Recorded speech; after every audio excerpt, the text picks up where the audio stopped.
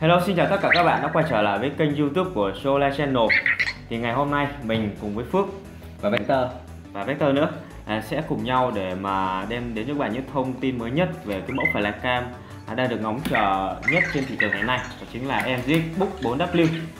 Ok, và theo thông tin mình mới nhận được là vào sáng nay ngày 23 tháng 4 năm 2019 thì trên trang chủ của MGX đã đăng những thông tin mới nhất và cơ bản nhất về chiếc flycam mới nhất của họ, đó chính là Book 4W. Sau khi đã xem qua một vòng về các chức năng thì mình cảm thấy đây thực sự là một chiếc flycam có thể là sẽ gây bão trong nửa cuối của năm 2019 lần này, tại vì những tính năng của nó cực kỳ tuyệt vời với những bước tiến về công nghệ rất là lớn. Và mình sẽ nhờ anh Dũng tiết lộ với các bạn nghe trước về những tính năng cao cấp của chiếc Book 4W này nhé. Về đầu tiên thì Book 4W thì các bạn đã xem được những hình ảnh trước đây mà hãng MGX đã nhá hàng. Thì nó có cái thiết kế, cái ngoại hình rất giống với lại cái mẫu Z5 cũng như là F11 của hãng SJRC đã tung ra rồi. Thì cái mẫu ngoại hình này thì chính là cái xu hướng thiết kế của cả năm 2019 này. Đó là cái thiết kế flycam dạng cánh gập gọn vào với thân, rất tiện lợi, rất dễ dàng khi mà chúng ta di chuyển. Thì Book 4W có một cái ngoại hình cũng rất là nhỏ gọn, như các bạn đã thấy rồi đấy, rất giống với Z5. Thì mới sáng nay thì trên trang web chính thức của hãng sản xuất MGX thì mới tung ra một số những thông tin cơ bản. Đầu tiên bây giờ mình sẽ nói về phần camera. Thì với camera của Book 4W thì nó sở hữu độ phân giải nó là 8 megapixel. 8 megapixel cùng với cái khả năng quay phim đó là Full HD 2K, đồng nghĩa với việc là khả năng ghi hình của nó là 30 frame trên giây, nhỉnh hơn một chút so với 25 frame trên giây của Book 5W trước đây, và thậm chí ngang ngửa với là cả F11 nữa. Thì mình nghĩ là cái khả năng này với cái chất lượng của camera Book 4W đem lại thì chúng ta hoàn toàn có thể sử dụng nó để vào một cái công việc ghi những cái video hay là chụp những bức hình tương đối là chất lượng. Một đặc điểm thứ hai của camera nữa đó là cái camera này được trang bị cụm gimbal một trục. Thì mình nghĩ là với cụm gimbal một trục này thì nó chỉ có cái tác dụng là giảm thiểu phần nào đi sự rung lắc mà thôi, chứ không có tác dụng nhiều trong việc chống rung hoàn toàn cho flycam, cho cái camera. Bởi vì thông thường hiện nay thì những camera mà có cái khả năng chống rung tốt thì nó ít nhất phải là từ cụm gimbal 2 từ 3 trục trở lên, chứ còn một trục thì anh nghĩ là nó không ăn thua. Nhưng mà em nghĩ việc trang bị cái gimbal chống rung một trục này thì nó sẽ không có nổi bật bằng cái bước tiến đó là MGX đã trang bị cho một cái chất lượng video tới 2K. Em nghĩ là với chất lượng video 2K này thì những người dùng bình dân cũng có thể thực hiện được những thước phim rất là đẹp mà không thua gì những người chuyên nghiệp cả. Đúng rồi, anh nghĩ thì cái chất lượng camera lên tới 2K như vậy nó là một cái mà nó là một sức hút rất lớn, một đặc điểm, một ưu điểm cải tiến vượt trội rất nhiều so với lại những dòng flycam cùng tầm giá hiện nay. Ok. Và ngoài ra em còn biết thêm đó là MGX đã rất là hào phóng khi mà trang bị cho con Book 4W này rất là nhiều tính năng mới. Và một trong những cái mà em muốn chia sẻ cho anh và mọi người đó chính là về cảm biến. Trên một chiếc flycam tầm trung nhưng mà nó lại được trang bị tới hai loại cảm biến dưới bụng. Một loại đó là cảm biến quang học. Cái loại cảm biến quang học này thì các bạn có thể thường nhìn thấy trên những mẫu flycam giá rẻ chẳng hạn như SG700, SG900 chẳng hạn. Nhưng còn cảm biến còn lại thì đó chính là cảm biến siêu âm.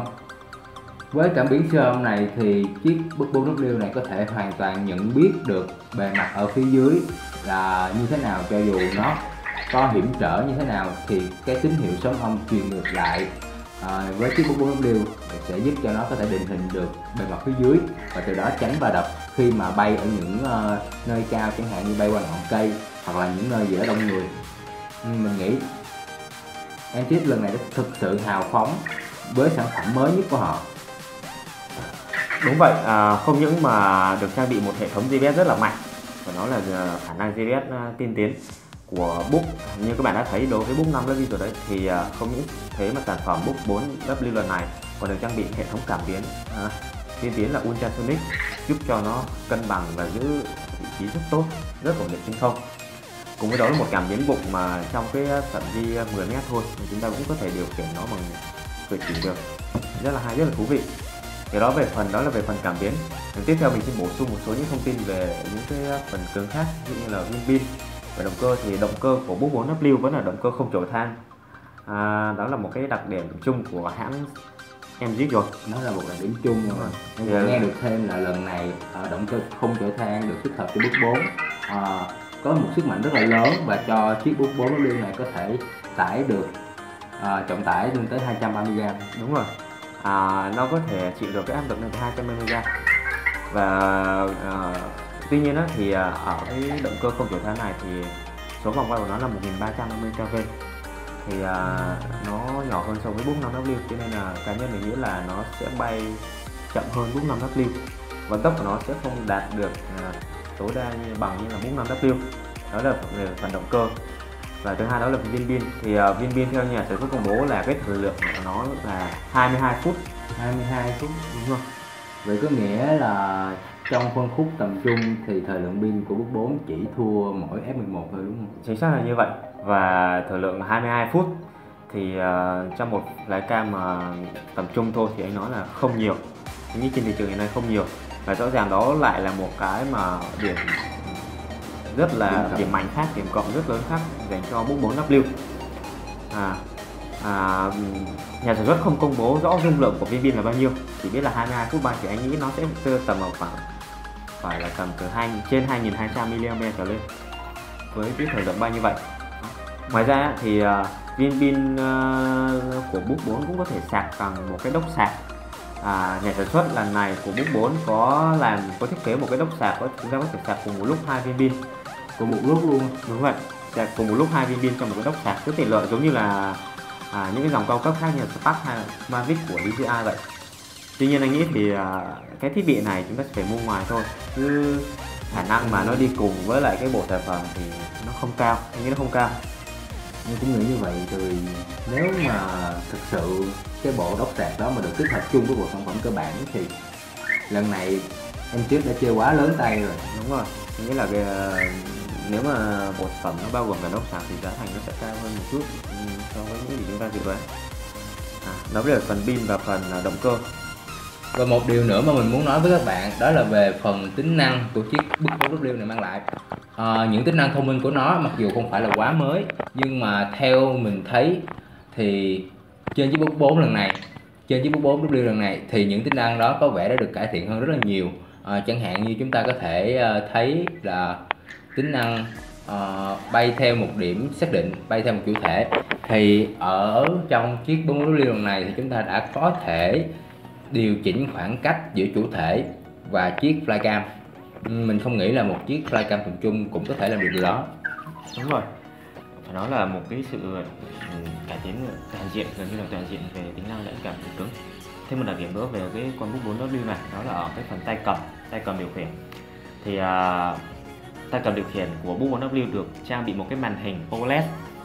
Màn hình OLED. Đúng rồi, một màn hình OLED hình vuông ở chính giữa màn hình, giúp cho chúng ta có thể quan sát, chúng ta nhìn thấy được một vài cái đặc điểm của cái thông số khi bay, độ cao, độ xa hay là tần số GPS các thứ. Thì phải nói là đây là một cái dòng flycam gần như là đầu tiên, là cam tầm trung đầu tiên được trang bị một cái màn hình ở trên tay cầm như thế vậy, rất giống với những cái mẫu flycam tầm trung, mẫu flycam cao cấp khác. Phải nói là Book 4 nhà sản xuất lần này đầu tư vào Book 4W rất là mạnh. Đúng rồi, cũng thấy vậy. Tại vì em trước giờ em chỉ thấy đúng một loại flycam mà có tích hợp màn hình vào tay cầm, đó là những con Mavic Pro của DJI. Và em không nghĩ là Book 4 cũng có thể có được cái màn hình đó. Nãy giờ thì mình cũng đã nói khá nhiều rồi, thì em nghĩ là mình nên tập hợp lại tất cả những thông tin cho các bạn xem dễ hình dung hơn nha. Đúng rồi. Thì để cho chúng ta có cái gì nào, Book 4W nó sẽ có một chiếc camera quay được 2K, độ phân giải là 8 megapixel, cùng với đó là cái gimbal một trục và cái khả năng xoay góc 90 độ của camera. Thì tương đối là ổn đó các bạn, đầy hứa hẹn với camera của Book 4W đó. Thêm nữa về động cơ, vẫn là động cơ không chổi than này, động cơ không chổi than cực kỳ mạnh mẽ, thời lượng viên pin thì là bay được 22 phút. Và một số cái tính năng đi kèm thì vẫn đầy đủ, giống như là con F11 follow me hay là tự động trở về khi mất kết nối vẫn đầy đủ. Và cái đặc điểm quan trọng đó là cảm biến. Cảm biến. Đúng rồi. Mình còn quên một cái rất là quan trọng nữa, anh có biết là gì không? Đó là phạm vi điều khiển. Về cái phạm vi điều khiển của con Book 4W này á, thì thứ nhất là về phạm vi truyền hình ảnh, thì Book 4W sử dụng cái tần số phát sóng Wi-Fi đó là 5G. Công nghệ truyền hình ảnh qua Wi-Fi 5G thì cái phạm vi truyền hình về là rơi khoảng từ 0,5 km cho tới 0,8 km. Đấy là cái phạm vi truyền hành.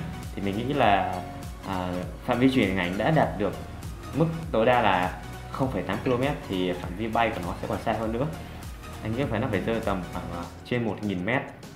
Mặc dù chưa có cái thông số chính thức của nhà sản xuất, nhưng mà theo sự dự đoán, phỏng đoán của mình là như vậy. Theo kinh nghiệm của mình. Ok, và đó là những thông tin mới nhất về chiếc Flycam Book 4W mà tụi mình đã tập hợp được trong ngày hôm nay. Và bây giờ thì mình, Dũng và Vector xin chào và hẹn gặp lại các bạn vào những video clip lần sau nhé. Xin chào các bạn nhé. Bye.